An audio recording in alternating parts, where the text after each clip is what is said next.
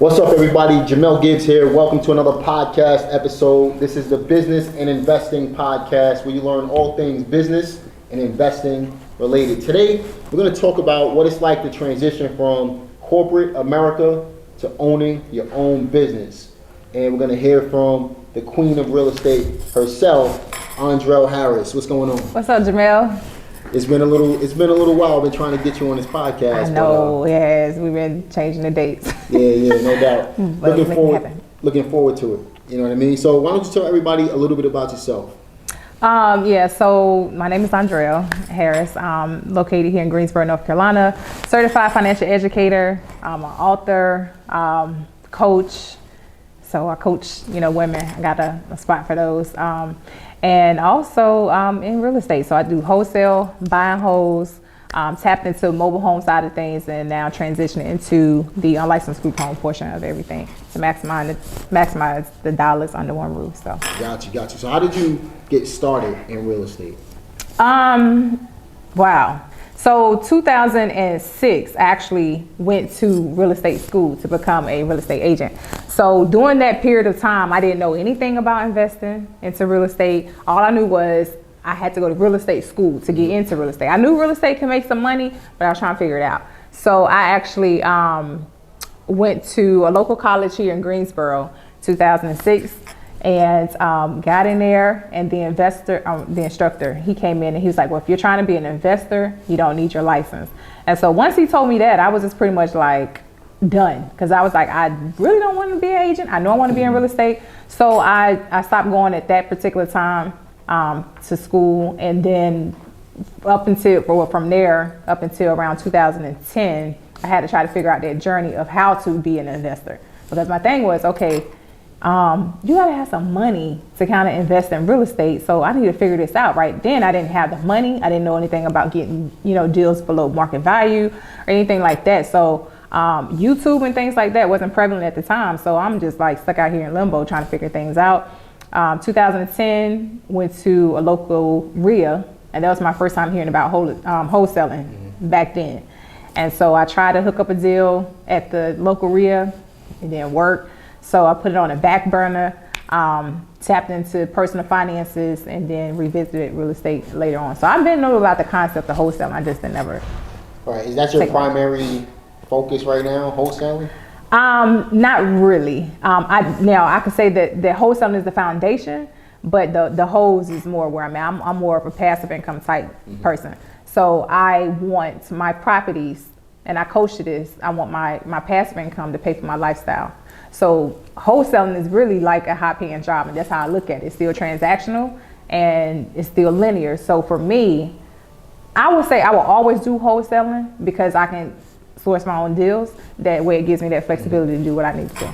So wholesaling, I got the same mindset when it comes to wholesaling within itself, right? I believe wholesaling is a great way to start, but it definitely is a high paying job. And it doesn't create that true financial freedom. Wholesaling, don't get me wrong, is fantastic. It'll give you the money that you need, but you really need that passive income. Absolutely. Let's talk about that for a moment. Yeah. Like, what are the benefits of passive income? For me, it keeps you out of that linear cycle of having to work just to pay a bill. So for me, I do believe that financial freedom is everything. So that passive income can help you towards that financial freedom, where you can get up, you can work when you choose to. If you don't want to work, you still have money coming in. Yeah. So it's just about that freedom and that flexibility to me with that passive play. So what type of mindset shift does it take for somebody to shift from the active income phase of their investing career into the passive income phase? I know what it was for me, just to give you an example. When I realized that I'm selling all of the assets and I gotta keep generating the income. The moment I stop working, I'm done. Right. So what type of mindset shift does it take for somebody to make that transition into passive income? Into passive. For me, it's just, one, working harder doesn't equate to working smarter. So we can all get out here and work, grind, and work hard for everything that we want. But that smarter piece is how I look at that passive side.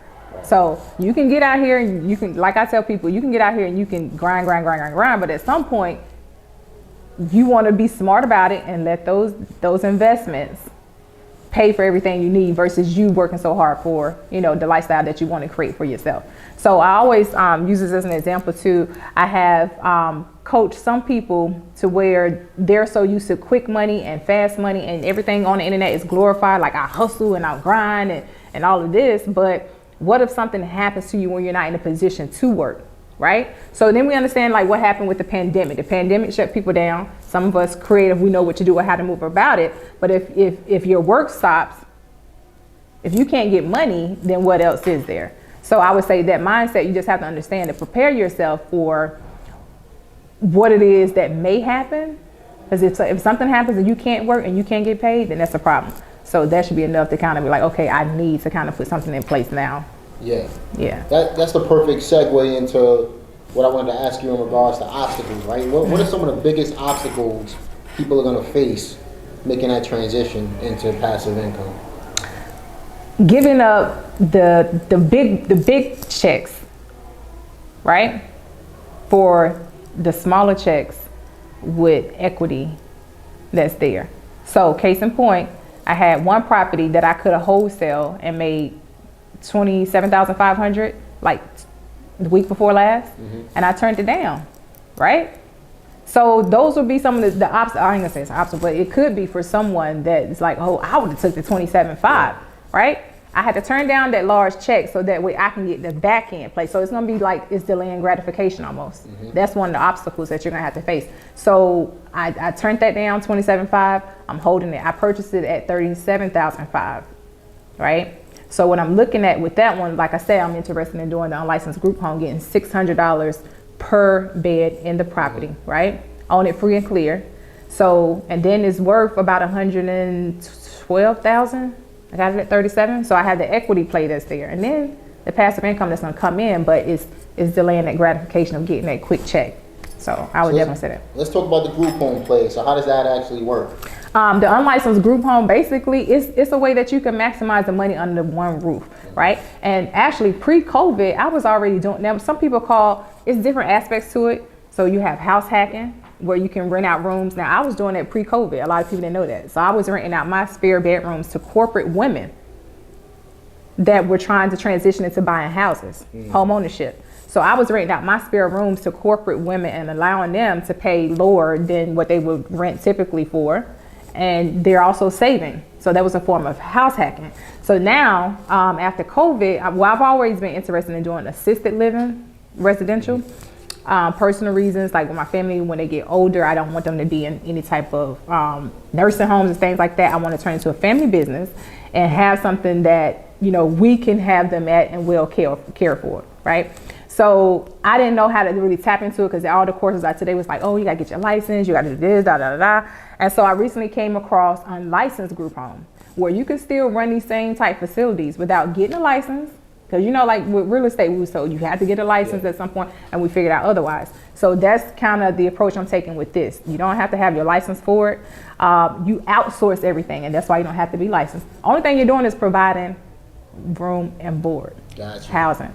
And so in this area, we can command about $650 per bed. So I'm looking at about 2 beds per room. And, you know, you can do the math on that. So you're going to command more than what you would get on a traditional rental doing the other way. Yeah, I'm going to have to holler at you about that. so listen, let's talk about that. Let's provide our listeners with, let's say, a 3 to 5 step process to getting started with unlicensed group homes. Okay. So now, of course, the way that I did it was wholesale, right? I came across my own deals. So that allowed me to get my property free and clear. Now I can be in a position to where I'm actually getting that money, right? Now, for those people that are not quite there where they're saying, well, I can't go and buy a house right now, you can actually tap into it by contacting a real estate investor or landlord that have these properties for rent.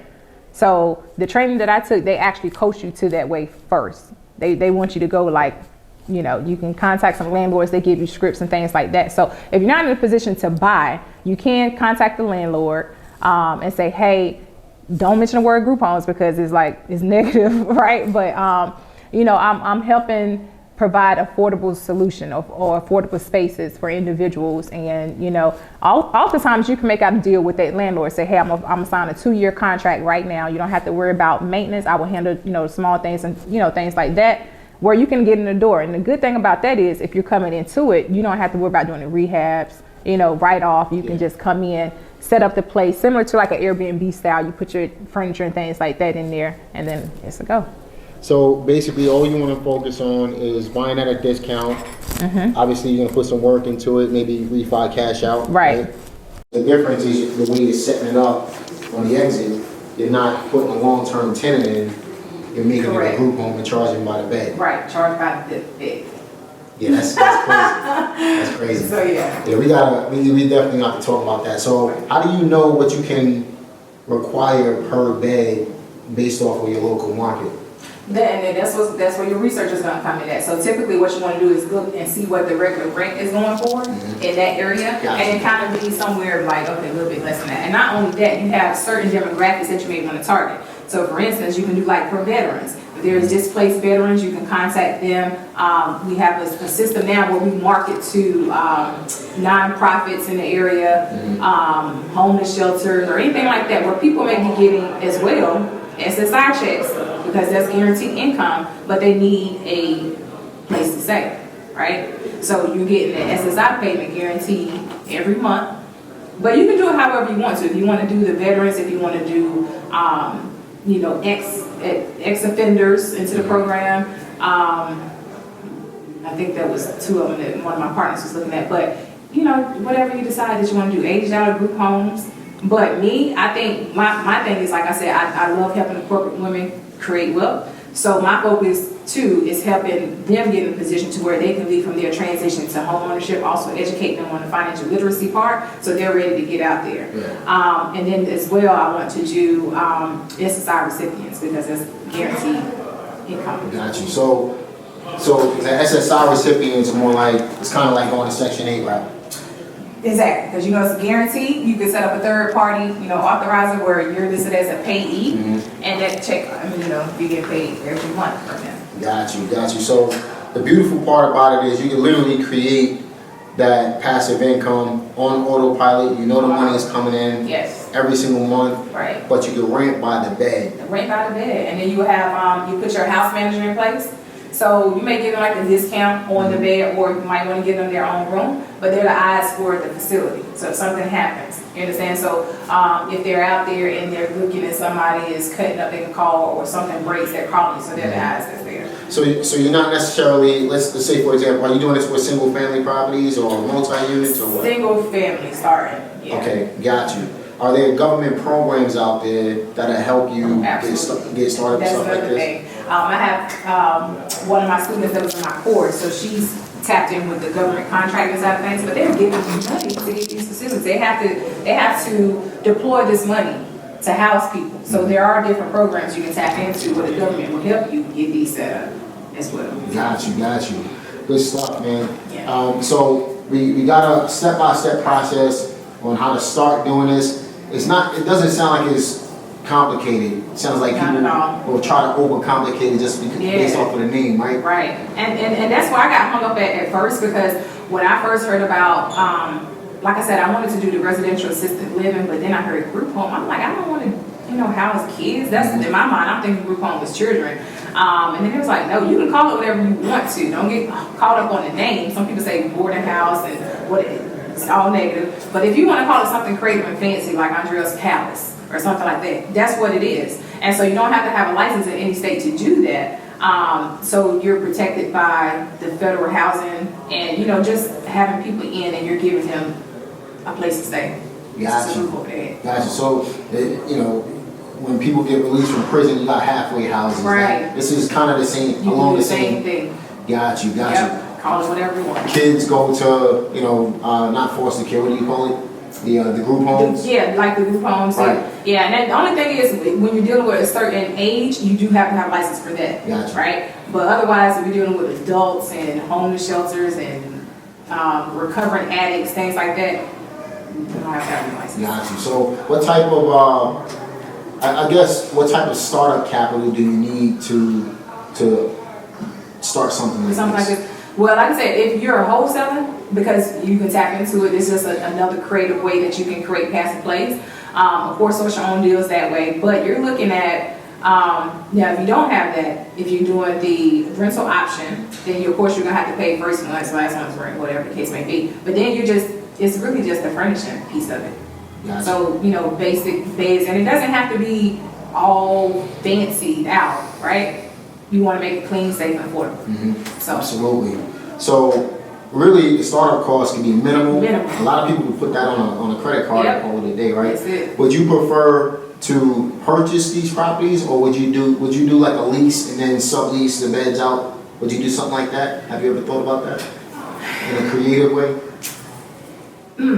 I haven't, but you can. Like, creative is always good. But I just You prefer to own? The equity Yeah. for me is that for me. But it just depends on where you're an individual. Somebody who's like, and I compare it to the Airbnb side, but like someone may not have a property to Airbnb, so they want like to these corporate, to these arbitrage play. right? Yeah.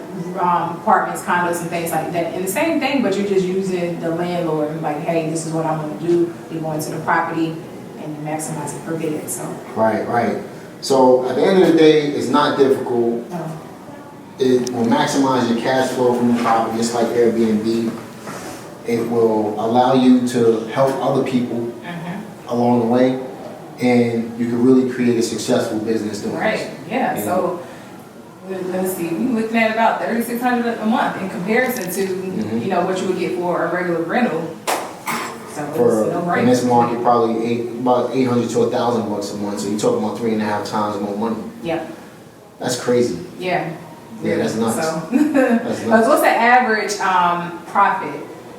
What's the average profit if you're holding a property that they're looking to make typically after all expenses? I'm looking to make $250 per door. Per person. $250. Yeah. And so this is a way that you can kind of get in where you're like, okay, $600 per bed. You have 3 rooms. Yeah, I'm not holler at you about 4, this place. 6. That's 6 beds in a house. 600. Yeah, the numbers are there. Great information. So obviously, there's a lot to cover with this. I know people are going to want to reach out to you. Where should they go to reach out to you? How can they find you? Social media, you can find me under Andrel Harris. So Instagram, Andrel.Harris is ANDREL. And I'm on all platforms really. I'm on Twitter. We have YouTube. I got to get more active with YouTube, with Facebook, and then I have a Creating World Society. That's just for women. So that's on Facebook. That's my Facebook group. Cool. I'm going to be sure to link all of Andrel's information in the description box. I want you guys to definitely check her out. She's a beast. We had a live event this past weekend, and she crushed her presentation. I know you guys are going to have questions in regards to what she's doing with this group home play. Definitely reach out to her. And if you want to see her back, maybe we'll even do a Q&A or something like that. Maybe we'll do a live, right? Whatever the case may be, leave your questions in the comment section below so that we can know that you guys are interested in hearing more about that. But listen, what I always like to ask the guests on this podcast, one of my favorite questions is, what are you currently reading? Like, what helps you right now, if you're reading anything? Let's see. Well, let me see what the last one was, because I've been busy. But I started reading Traction.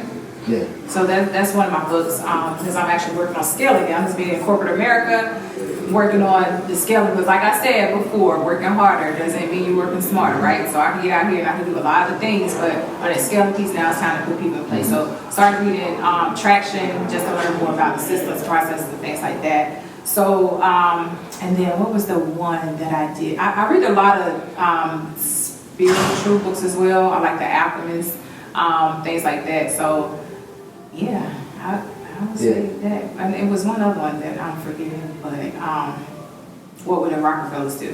What would the Rockefellers do? Yeah. Okay. I'm going to link all 3 of those in the description box for you guys as well. Be sure to check those out. Successful people read a lot of the same, a lot of similar books. I know you guys have heard some of these books on this podcast before. That's because, again, when you're successful, a lot of entrepreneurs, we think alike, right? So you want to do what successful people do in order to get successful results at the end of the day, right?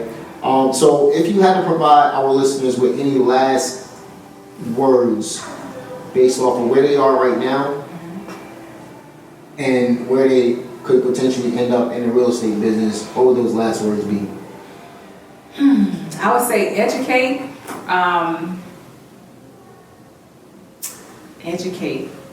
action, and manifest it. I'm real big on setting intentions on what it is that I really want. So I think the first step is education, and as soon as you get that education, you have to get out here and apply what you learn. You can't sit on it. So if you're watching this podcast and you've been through so many, and you're just watching, it's not doing you good. So take that information, apply it, right? And I would say before you even do that, just envision the life that you want to have. Envision what you're put here on earth to do, and then work towards that.